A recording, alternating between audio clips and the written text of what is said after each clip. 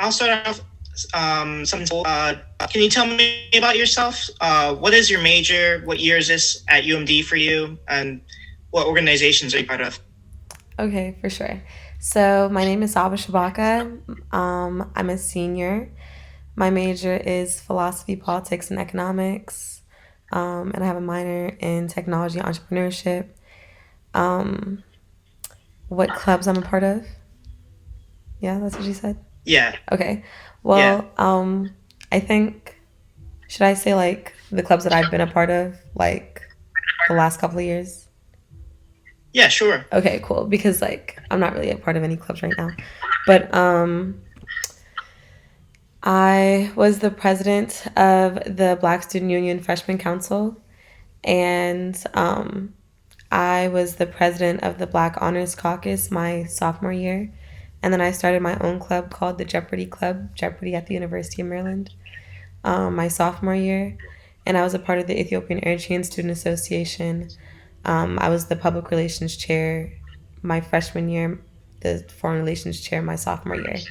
But really, I was just a part of the community. Like, it wasn't like I was like all of these things. It was just like I was a regular person that went to Maryland. My friends had like a lot of other positions. Like, my friend Yosef, I went to high school with him. He was the secretary of the Black Engineer Society, and he was the president of the Ethiopian Eritrean Student Association. And so, like, that's super cool because that's like really digging deep into both parts of your identity and culture, which is super cool. And now he works for Boeing. So that was just me coming up like the last couple of years in college. And sorry, my voice kind of sounds like this. I'm kind of losing it just a little bit. I'm sorry. But It's all good.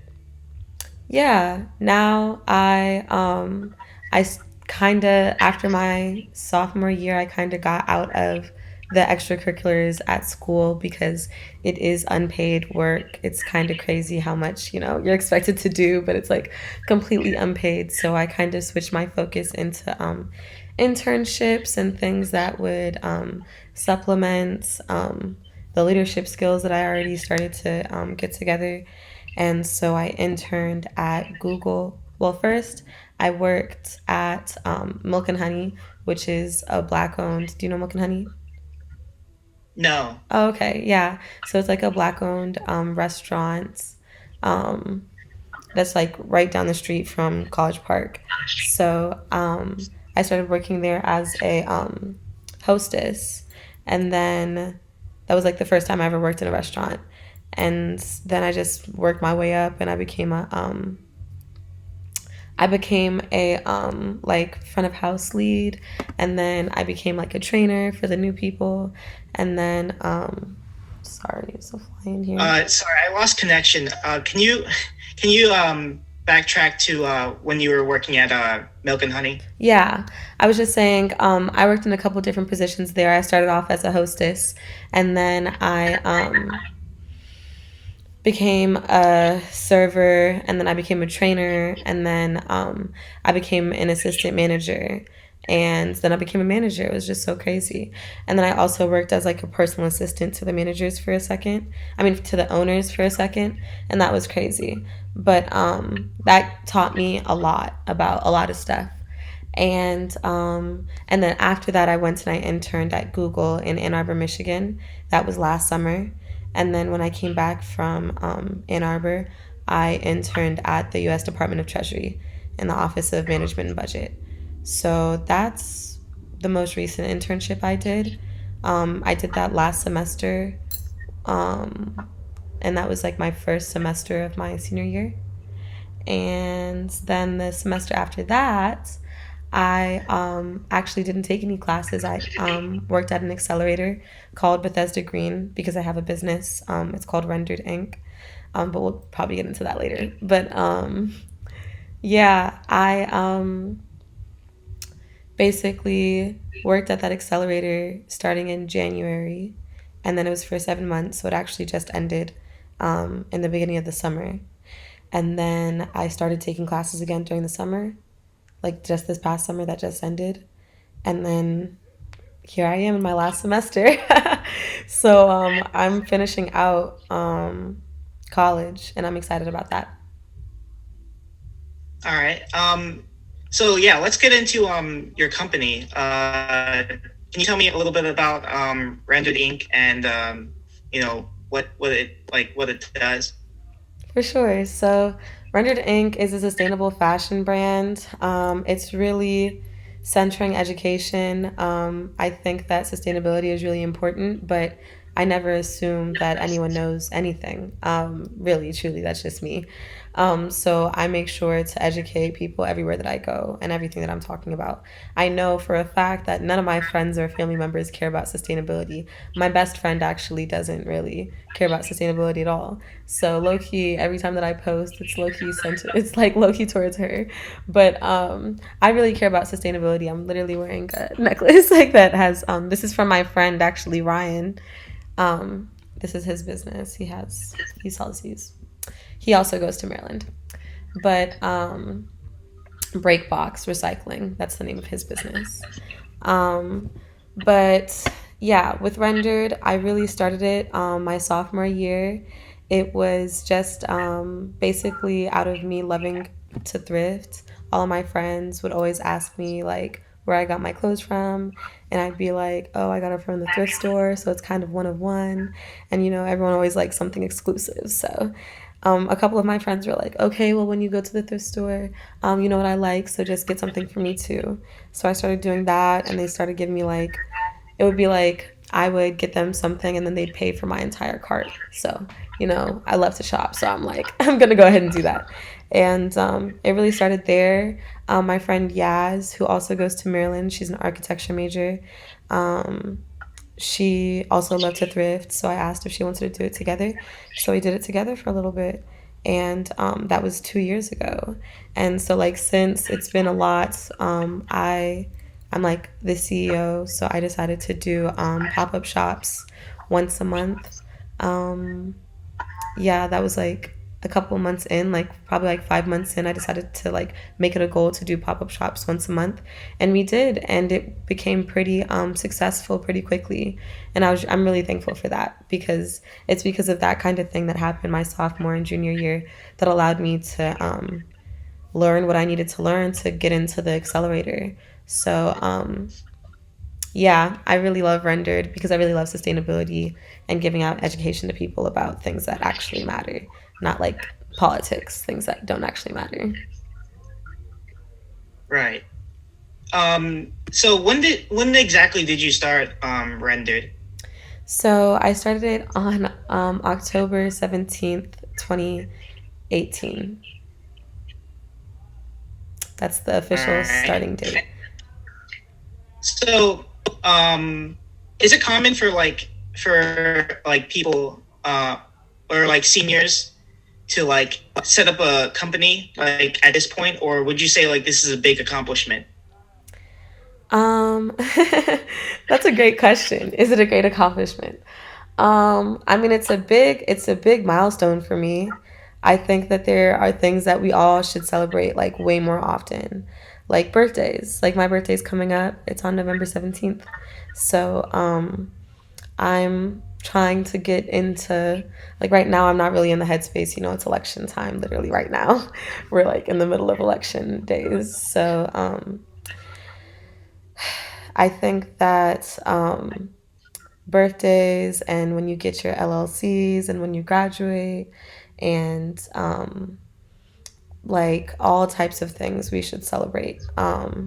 So I think it is an accomplishment that I'm able to be a senior with a 2 year old business. I actually forgot to celebrate it because I was really busy because we were at a sit in. Actually, fun fact, on October 17th this year, I was leading the Women's March. So my head was completely somewhere completely different. But that was the anniversary of my business, and I love my business. So, You said the Women's March. Is that the one in DC that just happened? yeah, it just happened. I got invited to be a VIP there by the one of the lead organizers for the Black Lives Matter DC chapter. She like I know her in real life, and she was like, she wanted me to be a VIP. It was crazy. So I went, and me and my friend, Anaya Vines, she's a junior at Howard University, and she's also the president of the NAACP. And so me and her, we led the march together. It's crazy. I literally casually have it on my Instagram TV, like just sitting on my, like, that's a huge thing. And like there's a lot of articles about it and stuff. But I mean, it doesn't really mean anything. But it's just like the Women's March. They don't even do that every year. They only do it when like really important things happen. Like they came together for the Brent Kavanaugh hearings, and then they came together for Trump's inauguration. So they came together now, 3 weeks before the election, which I guess we can assume is probably the biggest election that we've known to be important from what the media is saying, at least.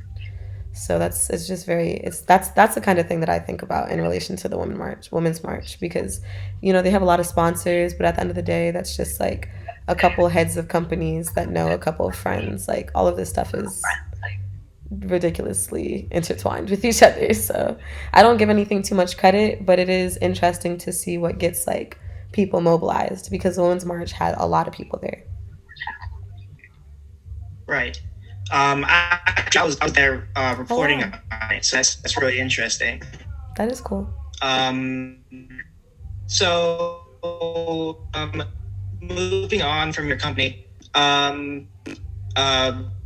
so it's correct that you are an organizer and founder of Black Terps Matter at UMD, right? Well, I don't really like saying that I'm a founder for it a lot, because the concept is something that's been around since before I was even here. Like, it's so interesting. I'm just going to dive into this a little bit. But the first protest that I ever went to on Maryland's campus was called Protect UMD. And that was really important to me because it actually happened on my birthday. And that was my freshman year. And so, like, I always thought about it, like, and I didn't celebrate my birthday that year. I just protested. So, seeing that protest happen before I knew anything about organizing, it was just, like, really different. And I'm really thankful to have been, like, a part of that, like, in the back of the rooms where they were organizing and stuff. Because it's, like, open to the public. Whoever wants to be a part of it can. So it's just like very interesting having that perspective, and that being the same semester that I'm the president of the Black Student Union Freshman Council.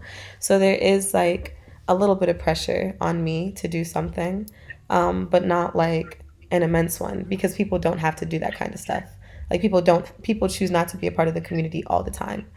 But this is just something that I thought was interesting. So seeing that kind of thing happen, and kind of knowing that at that same protest, there was a guy named Nemo, who actually I know.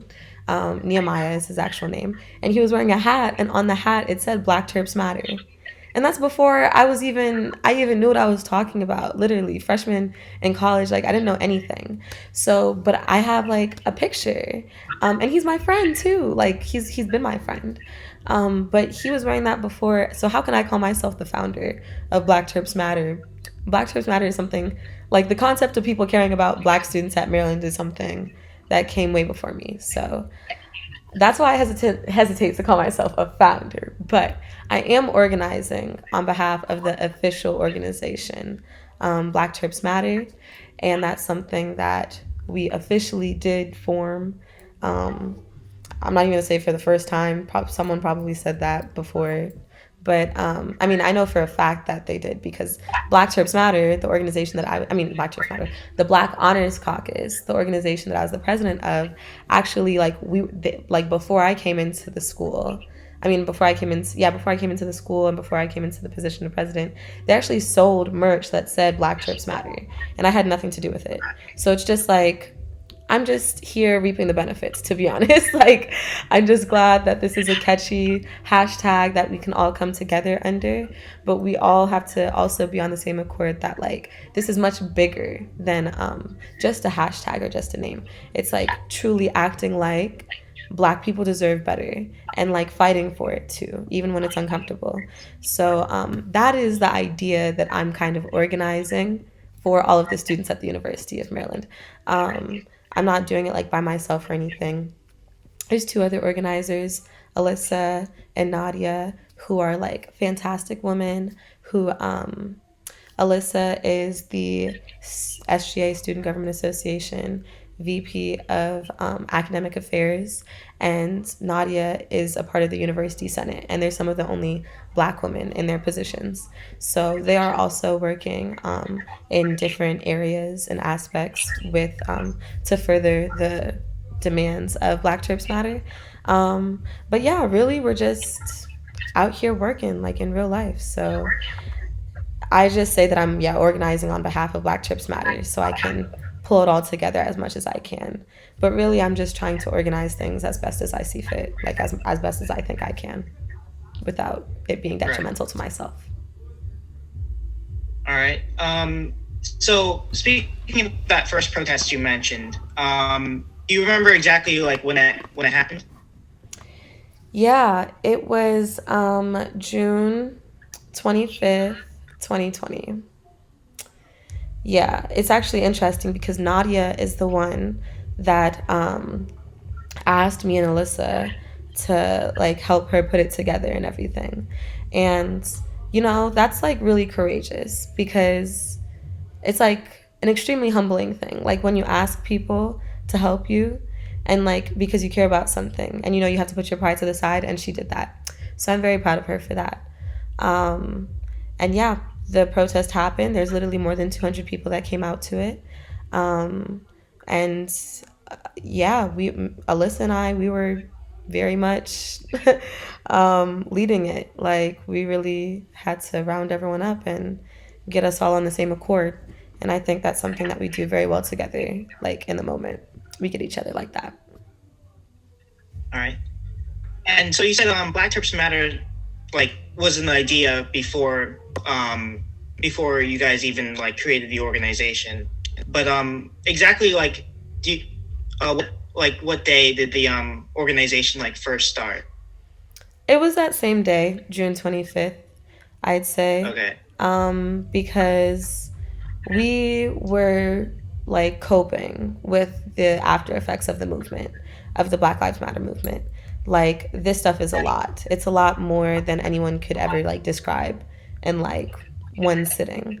So all you can try to do is make the best out of it. Truly, that's how I feel. Um, and I think that's what Nadi was trying to do, and I happily supported. I'm an activist. Like, well, it's crazy because now I call myself an activist, but before I didn't even call myself an activist. But I just really supported. I really supported everything that everyone did that supported the movement, and I'm glad that's what I'm still able to do with my position in Black Trips Matter. I'm literally just supporting everyone that is supporting the movement, and the movement is like that's what makes me happy. Like truly, that's what I'm passionate about. So Alyssa, like as an individual, not even on behalf of SGA, but just as an individual, she started this thing called the Student Task Force on Coronavirus, and that was like before the. That was like in like April, not even into the summer, still during the last semester. And they were trying to push for things like getting past fail formally and things like that. Alyssa's was been doing that. And then Nadia's been working with like she literally had an internship at like the National Lawyers Guild or something, and she was specifically working on the case of Lieutenant Richard Collins III, who is the guy that we ended up all rallying behind to try and get justice for him. She was doing that before we even started. And me, as an individual, I have been working very hard at this movement personally for a long time. So, informally, on June 5th, that's when I sent my first petition to the administration, which eventually became successful. But I did that before we even started Black Chirps Matter. So I think that kind of really goes to show that this is something that we can all embody before we fall behind a hashtag, even if we don't want to incorporate ourselves into Black Chirps Matter, to just truly understand that this stuff has to sustain itself. And sometimes it sustains like through platforms, but the big idea is that it like continues regardless. Like it continues regardless of whether or not you agree with every single thing that happens. We need to like continuously be seeking Black liberation. And I'm sorry if I'm cutting out. Let me know if it's too bad.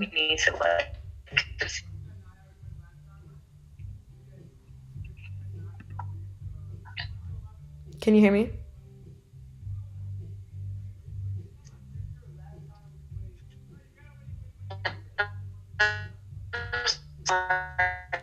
Yeah, it's not working.